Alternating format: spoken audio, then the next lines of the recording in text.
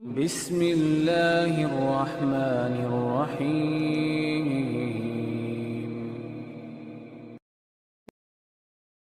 یہ جو مہینہ اس وقت چل رہا ہے یہ رجب کا مہینہ ہے۔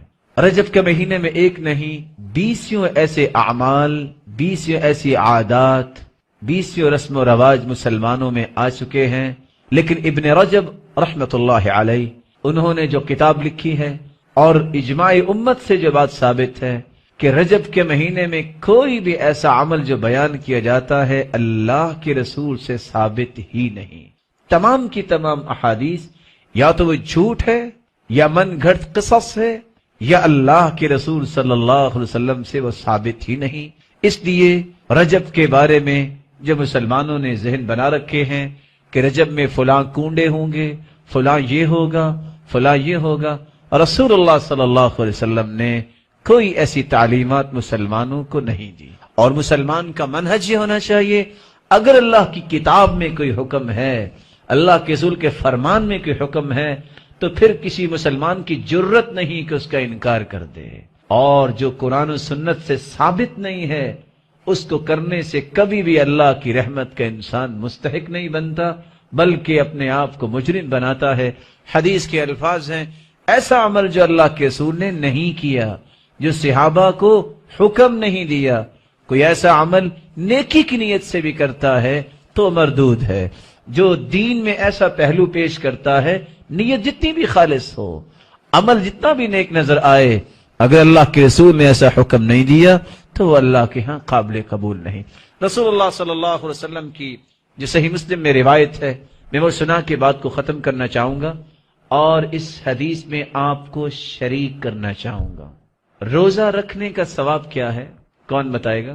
روزے کی 2 قسمیں ہیں۔ فرضی روزہ جو ہوتا ہے نا، الصوم لی وانا اجزی بہ، اس کا تو اللہ ہی اجر دیں گے، ان لمیٹڈ ہے، وہ اللہ ہی جانتے ہیں۔ جو نفلی روزہ رکھتا ہے اس کا ثواب کتنا ہے؟ 70 سال اگر سفر کیا جائے تو کتنا سفر طے ہوگا؟ تصور کر سکتے ہیں ہم؟ قیامت کے دن ایک روزہ اللہ کی راہ میں رکھنے والا، ما من عبد يصوم يوما الا بعد الله بذلك اليوم وجهه عن النار 70 خريفا۔ 70 سال جتنا سفر کیا جائے، جو ایک روزہ رکھتا ہے اللہ کی راہ میں، اللہ اس کو اتنی مسافت جہنم سے دور فرما دیں گے۔ کتنا بڑا عمل! صحابی جس کی ایک گھڑی اللہ کے رسول کے ساتھ ایمان کی حالت میں گزری ہے اور ایمان کی حالت میں وہ دنیا سے گئے، کیا پوری کائنات کی عبادت اگر جمع کر دی جائے تو اس ایک گھڑی کے اجر کے برابر اجر مل سکتا ہے؟ نہیں۔ ساری دنیا کی نیتیں آج اکٹھی کر لی جائیں، صالح سے صالح نیت، کیا کسی صحابی کی نیت کا مقابلہ ہو سکتا ہے؟ صحیح مسلم کی روایت ہے، رسول اللہ صلی اللہ علیہ وسلم کے ساتھ صحابہ جا رہے تھے، جب قرآن غمیم جگہ پہ پہنچے آپ نے فرمایا افطرو، روزہ افطار کر لو۔ روزہ رکھا ہوا تھا، روزہ افطار کر لیا گیا۔ خبر پہنچی کہ چند صحابہ نے روزہ نہیں افطار کیا۔ پوچھا وہ کیوں؟ کہا ان کا کہنا ہے کہ اللہ نے ہمیں بڑی طاقت دی ہے، اگر جہاد کی ضرورت پڑی تو ہم لڑائی بھی کر سکتے ہیں، لیکن ہم چاہتے ہیں جو روزہ رکھا تو پورا کر لیں۔ یہاں رکیے، روزہ، صحابی کی نیت اور صحابی، کہ ان تینوں چیزوں کا مقابلہ دنیا میں آج ہو سکتا ہے؟ اور حدیثیں آپ سن چکے ہیں۔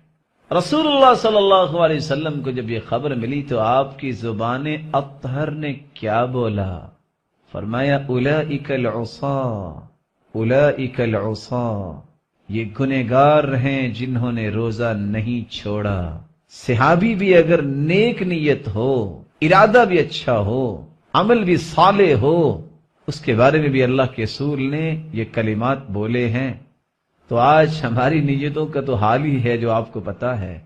ہم اگر کوئی نیکی کی نیت سے بھی کوئی بات کریں گے تو ہمارے متعلق کل کو کیا بولا جائے گا؟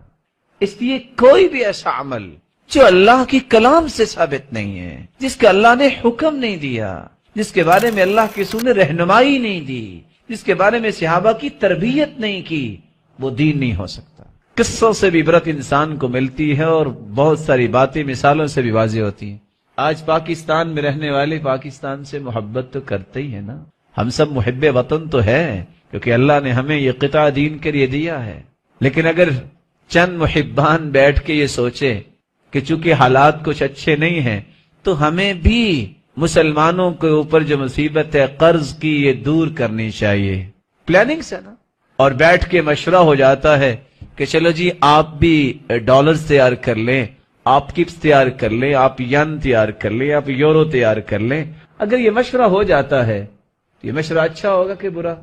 اچھا ہی ہوگا نا، کہ چلو ہم بھی قرض اتارنے میں مدد کرتے ہیں انتظامیہ کی، وہ بھی تو ہمارے لیے سوچو بچار کرتے ہیں نا۔ لیکن اگر مطلوب کوانٹٹی بنا بھی لیں ہم، اور ہم انتظامیہ کو کال کر دیں کہ السلام علیکم ورحمۃ اللہ وبرکاتہ، ہم محب وطن ہیں اور آپ کے کندھے کے ساتھ کندھا لگا کے ملک کو کرائسس سے بچانا چاہتے ہیں، یہ لیں آپ قرض ادا کریں اور ہماری جان چھڑا دیں۔ آدھ گھنٹے کے بعد کیا ہوگا؟ جب انتظامیہ آئے گی اریسٹ کرنے کے لیے تو کوئی دلائل یہ پیش کرے گا، ارے میں تو محب وطن ہوں، آپ یہ کیا کر رہے ہیں؟ تو جواب کیا دے گا وہ؟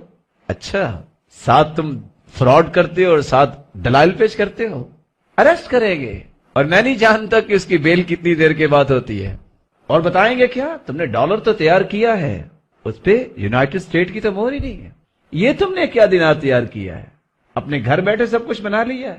زندگی کے اندر یہ اصول یاد رکھیے، کوئی بھی ایسا عمل جس پہ قرآن و سنت کی مہر نہیں ہے وہ قیامت کو اریسٹ تو کروا دے گا، جتنا بھی اچھا عمل ہوگا تمہیں چھڑا نہیں سکے گا۔ ایک ہی کرائیٹیریا ہے اللہ کے ہاں، معیار ہی ایک ہے، اللہ کا کلام، اللہ کے رسول کا کلام۔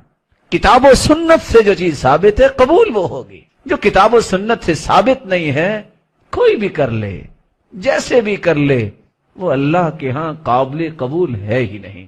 اللہ رب العزت ہمیں کتاب و سنت کے منہج پہ زندہ رکھے اور کتاب و سنت کے منہج پر ہی موت دے، اور صاحب شریعت کی رفاقت نصیب فرمائے اور اپنے دیدار کا مستحق بنائے۔ وآخر دعوانا الحمد للہ۔